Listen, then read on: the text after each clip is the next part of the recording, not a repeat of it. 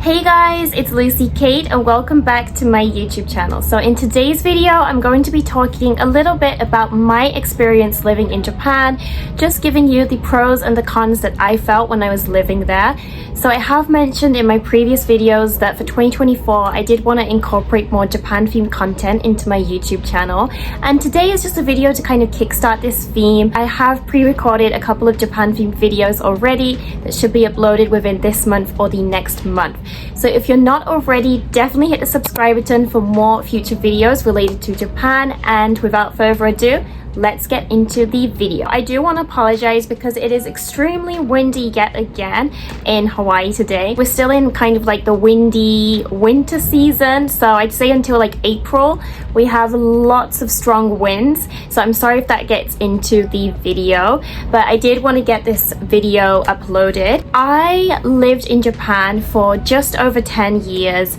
I moved there when I was 12 and I lived there until I was 23, I believe. So just over 10 years. So seeing as I'm still in my mid-20s, it is a big part of my life. You know, I spent my prime teen years there. I went to university there. And of course, I do want to, upload more in-depth videos such as, my college experience in Japan, learning Japanese. I do actually have that video pre-recorded, so I think next week I'm gonna upload the video where I talk about how I learned Japanese, because when I first went to Japan I couldn't speak any Japanese at all. And the reason why I wanted to make this video is, yes, I've been wanting to upload Japan themed content, but also Japan is a very popular destination. I mean, it always has been, but especially after things have sort of picked up again for the tourism industry, I feel like so many foreigners are visiting Japan. And one major thing to point out is going on a vacation to somewhere and living somewhere is a completely different story. Not just for Japan, but any country is like that. And also experiences will vary depending on the person. So this is just my personal experience of living in Japan for just over a decade. First of all, I do want to talk about the pros of living in Japan. So my experience living in Japan, I moved there when I was 12, and when I first moved I couldn't speak any Japanese. A major pro for me for living in Japan was being able to have the opportunity to learn Japanese, to become bilingual, and also to learn the Japanese culture. I think Japan has such a unique culture, and there's many rules, many things to learn, but it's such a life-changing experience to be able to really experience a different culture that you've never experienced before, to live in a different environment. And so I really think that the fact that I managed to learn Japanese was such a blessing. Like, even to this day, it's helped me with businesses and social media as well. So yeah, definitely a pro is being able to learn a new language, being able to experience a new country. So for me, I lived in the central area of Japan, which is the Aichi prefecture. Nagoya city is the biggest city there, and I would say it is very different to Osaka and Tokyo. Osaka and Tokyo, there is more foreigners, whereas central area there is, but there's not many Westerners, I'd say. So yeah, compared to Osaka and Tokyo, I'd say the living experience is very different. But also compared to the really rural areas of Japan, obviously there is more English speakers and there is more foreigners. My main base when I was living in Japan was Nagoya, but I traveled all around Japan for my modeling career, and I stayed in Tokyo for a few weeks at a time during like summer vacation and things like that for work. Speaking about modeling, that is definitely another pro for me, a positive aspect of living in Japan, because I got scouted by a couple of agencies, and then I really started professional modeling when I was 13 years old. And so I was in an agency for a really long time, and then afterwards I quit to do freelance modeling. Again, with the university college thing, I also do want to do like in-depth videos about my modeling experience in Japan, because I did receive like a few people who were interested in that. So yeah, modeling was a big part of me living in Japan. There's very different markets. There's some specific like editorials, magazines where they only want full Japanese people, whereas other magazines, other editorials specifically want hafus. So hafu is a term I like to use a lot. It's basically a Japanese term for someone who is half Japanese. So there is a very big market, I'd say, for hafus in the modeling fashion industry. That's why you do see many models who are Hafus. So yeah, I'd say for me, like a positive aspect of being in Japan was being given the opportunity to model, and I guess in some cases it was because I was a Hafu. Just to talk about the pros in general, I'd say, of living in Japan, one big thing is definitely the food. Not just Japanese food itself, you know, Japanese food is in like washoku, where you have like sushi and ramen. Of course that tastes really good, but I'd say the food quality in general is a really high quality. This is something I definitely feel now moving to the US. But like, say for example, you go to a cafe or a restaurant, 9/9.5 times out of 10 the food is very good quality. Oh my gosh, they've started construction. As long as you don't dislike any of the ingredients or food materials, you would enjoy your meal. And they just have such a wide variety of cuisine. And of course, there's convenience stores. I think convenience stores is another big pro living in Japan. Japanese convenience stores have literally everything you want. The food tastes good, the hot food counter's good, the coffee is good quality, it's a cheap price. And oh yes, another one is that 100 yen stores like Daiso, they sell literally everything too. And I do know that in America you have like Dollar Tree. Unfortunately, we don't have it here in Hawaii, but I don't know if it's the same quality or not, but I'd say the Japanese 100 yen store is pretty good quality too. And of course the prices are really cheap. So yeah, food is definitely something I really enjoyed throughout living in Japan. The wagashi, I love Japanese sweets as well. I love the snacks are so good. Like, yeah, of course there are things I can't eat in Japan, like natto. Oh my gosh, like I just can't deal with the smell. And there's some fishes that I don't like, but in general I really loved food when I was living in Japan. And I did just talk about this now, how the food prices is cheap, but that's definitely another good thing about Japan is living costs, I'd say, are relatively low. I can't speak on behalf of Tokyo, but for living in Nagoya, I'd say living costs are relatively low. Food prices are low. What else is there? Subway. The subway is pretty cheap. Like, everything is cheap. Of course, it depends on what country you come from, but for me, living in Hawaii, which is one of the most expensive states now, I really do like compare the living costs, and I do really feel that, you know, Japan's costs in general are just way lower. And of course, because of the weak yen, it just does feel that way more. It's not just that the living costs are cheap, but it's also that even though things are cheaper, the things tend to be better quality. So that's just another good aspect, I'd say. But on the other side, it does mean that you wouldn't earn as much money compared to living in, for example, America. Like, the salaries are lower and there's less. I mean, of course, this depends on the job. I'd say overall, the salaries don't tend to rise that much. So I'd say opportunities wise, maybe there's not as many opportunities, but living costs in general is cheap. It's perfect for vacationing, I guess, because everything just costs way cheaper. But of course, I do want to state again, this does depend on which country you come from. But just for me now, I do feel that everything in Japan is way cheaper than Hawaii. I'd say another big thing, a really big positive about living in Japan is the safety. Again, I feel this because I live in the US now. When you live in Japan, you do kind of take it for granted. Like, it's normal to not feel scared. It's normal to feel safe, whereas that's not the case for me now. Again, this will be depending on where you come from. When I lived in the UK, I lived in a really rural area in the countryside, so I personally never felt scared walking around. I mean, I was a kid back then, but yeah, I didn't feel that it was dangerous. But of course, there are dangerous areas of the UK, just that I haven't been to them. But so when I moved to Japan, I didn't really feel like, oh my gosh, everywhere's so safe, like I don't feel scared, because I didn't have anything to compare to. But living in Hawaii now, I live in like the very central part in Waikiki. It feels really different. Like, for example, in Japan, I'd say I would feel comfortable walking alone at night. For example, if I wanted to just go to the convenience store, if I had a sudden sweets craving at the middle of the night, I would just go to the convenience store, which is like 2-3 minutes away. And I mean, yeah, it does feel spooky because it's nighttime, you know, it's bound to feel spooky, but I wouldn't feel really, really scared. Whereas I don't think I've ever walked alone at night since I moved to the US. I'd say after 7 or 8 p.m, I never walk alone. And even if you're walking with like your significant other, I don't feel like it's the safest. There's lots of crime. I mean, even in my videos, you hear sirens often, right? Like there's constant sirens. Of course, this is because I'm living in like the real urban area. I hear sirens all day. There's a big homeless problem, drug problem in the US. Yeah, you don't see that much crime in Japan compared to the US. So I feel that a really positive aspect for moving to Japan is even if you're a woman living alone, you would feel relatively safe. That's not to say you should just go around walking in the middle of the night. There is, of course, incidents, but I'm just saying on a percentage rate, it's very low compared to America. So yeah, safety is definitely one thing I really miss.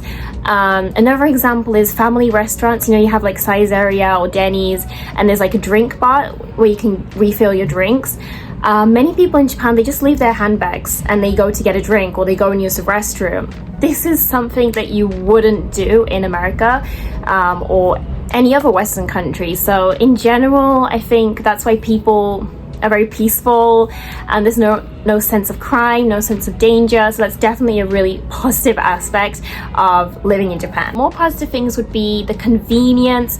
Japan is such a convenient country to live in all aspects. You know, the convenience stores are open, most of them are open 24/7. Vending machines, you can find vending machines in the most random places in Japan because it's safe. You know, it's not like anyone's gonna steal money from the vending machine. So even in like the really rural parts of Japan, in the countryside, in suburbs, you can find a vending machine, which is really convenient. For example, Japanese summers are really hot and humid. There's a vending machine to stay hydrated. So yeah, I miss vending machines. And the convenience of traffic. Public transport is really good, safe, clean, comes on time, cheap costs. Apart from the Shinkansen, the bullet train is expensive, but it's one of the best trains to ride. And so if you live in a city in Japan, you pretty much don't need a car. Like I didn't need a car living in Nagoya City. The subways come like every 3 minutes, I'd say, for the local line that I used.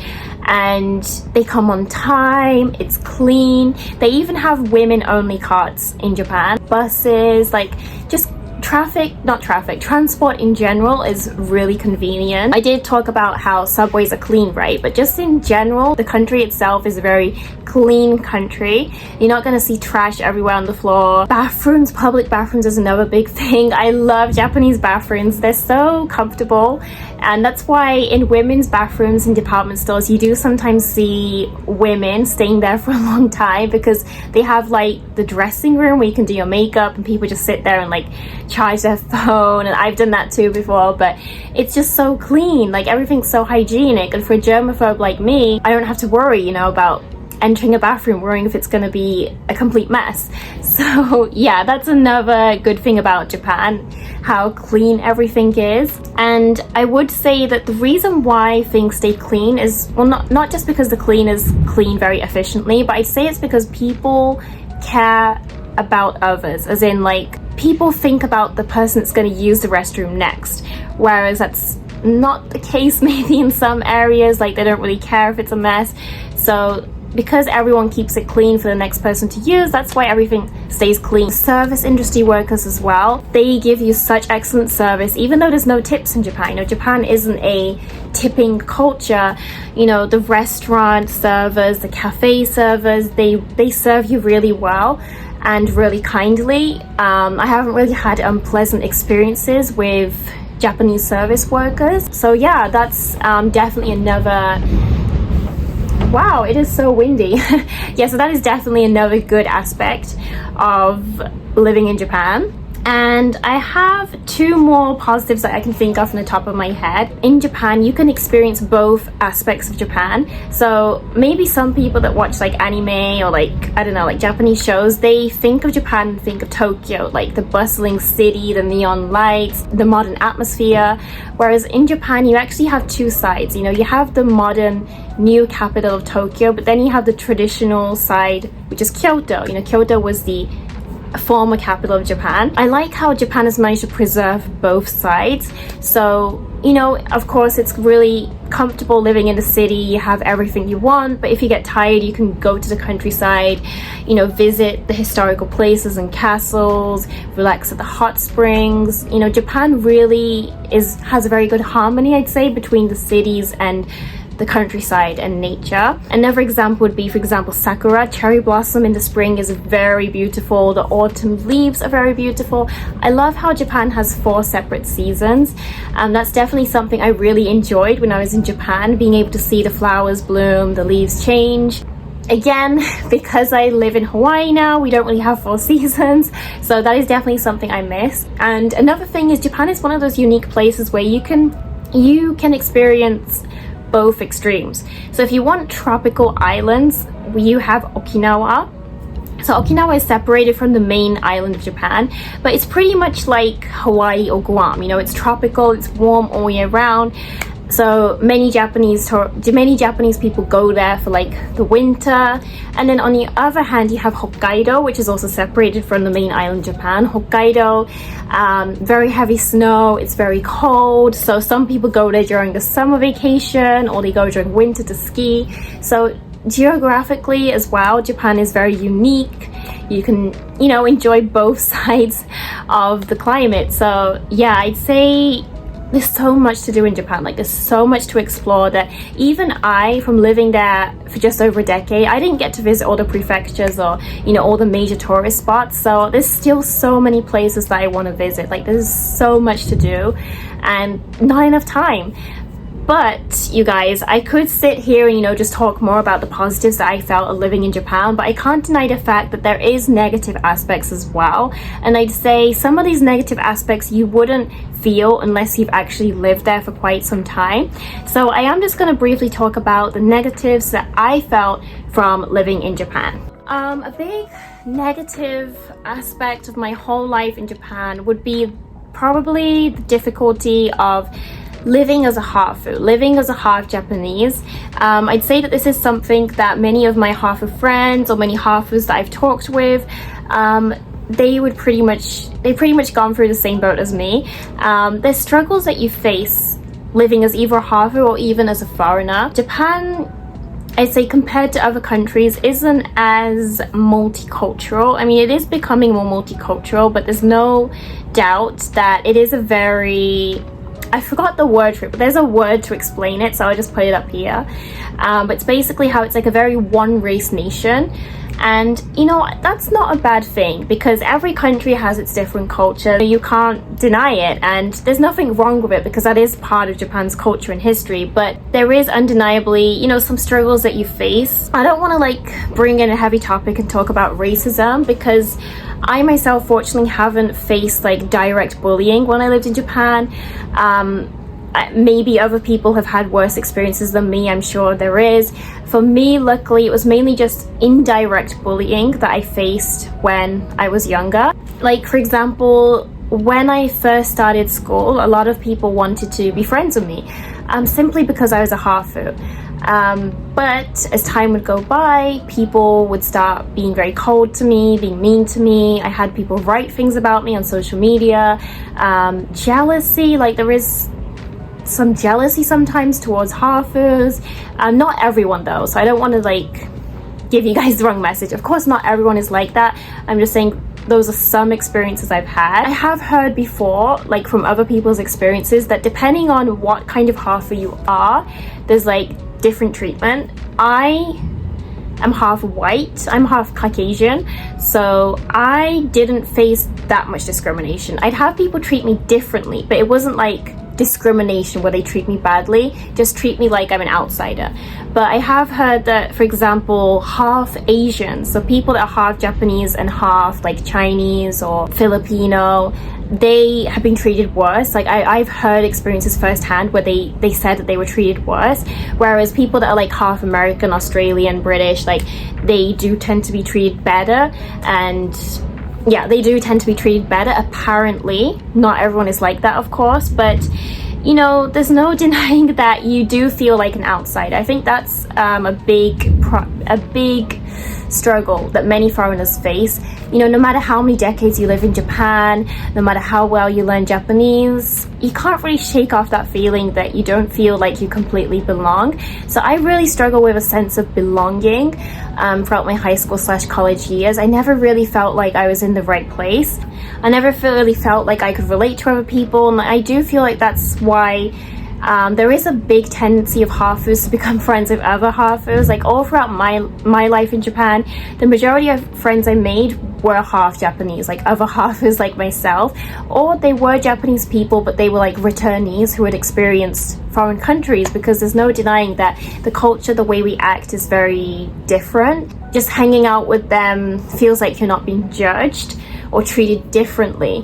Like even if Japanese people don't mean to, I do feel like they mistakenly treat Hafus or foreigners differently. I've had countless times where I use chopsticks and people would be shocked that I use chopsticks. People make remarks because I'm eating Japanese food, like it's such a surprising thing. And then just the stares. I get so many stares in public, and I'm sure that other foreigners have had this too. Like even living in the city, I'd have people literally stare at me on the subway or in a public place because I look foreign.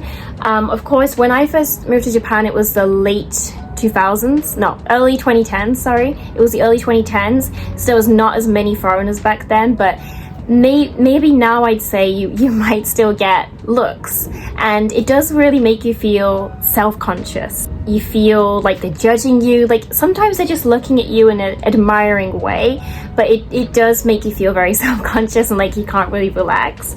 So yeah, a big struggle is the difficulty of not being fully Japanese and just feeling like you're an outsider. Like even up until my very last year of living in Japan, I still felt like I wasn't completely Japanese, and it's a concept that I struggled with when I was younger, but now I say I'm comfortable with not fully belonging. Like I feel like I belong here in the US now, but in Japan I did really have that struggle. Kind of related to that, but another negative or like a struggle I'd say living in Japan is either standing out, like the struggle of standing out as a gaijin or a foreigner, or having the pressure to fit into the society. So Japan is a very collective society. It's a very group-oriented, uniform society. I mean, apparently the company culture is getting better nowadays, but they do have a very strict, sort of stiff Japanese company culture. Another experience I had was, so basically when Japanese students are in their last year of college, they do a thing called shukatsu. So shukatsu is when you go job hunting basically to enter a company, and during that time everyone dyes their hair black, like you can't have a light brown hair color. Everyone dresses in the same black suit with a white shirt and the same black bag, like everyone is the same. So when I saw that, or even before that, I knew that that was part of the culture in Japan. I knew that I 100% never wanted to do shukatsu. I really prioritize my individuality, which is something that Western cultures, Western society promotes. You know, like hair color, makeup, even tattoos. Tattoos is a taboo in traditional Japan. Maybe nowadays it's kind of relaxed more. I say that it's a struggle to live in Japan if you have a strong sense of identity and like you want to express yourself like in everyday life. I mean, there is like Harajuku culture and like there's many subcultures in Japan, but in general, like living in Japan, like permanently, I'd say it is hard to fully express yourself without sometimes getting judged. There is even a traditional phrase in Japan called deta kugi wa utareru. I'll put the Japanese and the English meanings here, but this basically promotes that it's not good to stand out. I'd say Japan is not the easiest country to be an entrepreneur in. So we talked about how there's the shukatsu, the job hunting phase. Japan is changing now, but there is sort of the pattern of people entering a company straight after they graduate, staying in the same company until they retire. And so I would say it's not very entrepreneur friendly. That's why even Japanese entrepreneurs that I've encountered, who I've spoken to before, many have actually moved abroad just because it's not the best environment, not the easiest environment to be an entrepreneur. They don't really promote entrepreneurship as much. And another thing about the working system is it's not like a reward system. It's very, in Japan, the tradition is very much like the older you are, the higher you are in a hierarchy, in like a social, like a working hierarchy. Whereas I would say it's not the same in like America or other Western countries. It's more to do with who performs better. Whereas in Japan, like you'd see some senior bosses not really doing much work, but they're treated with more respect just because they're older in age, just because they've been in the company for more years. Another thing I'd say is Japan is very systematic. You know, I talked earlier about how Japan is very convenient. Like the system is very clear. It's a very convenient country to live in, but a downside is they're very by the book, which can sometimes be inconvenient. There's no flexibility. So an example is if I can't eat too much food, I just get a to-go box, you know, in the US. I tried doing this in Japan before, and then the employee like read out a whole law to me saying like, because of this health and safety law, like so-and-so, you cannot take the food home. Just, you know, those kind of things where it's like you wish that they would be a little bit more flexible sometimes. Other struggles I'd say are like the hidden society rules. Japan has so many social norms that you have to follow as a Japanese person. I mean, you don't have to follow it, but most Japanese people follow all the social norms to fit in so they don't stand out.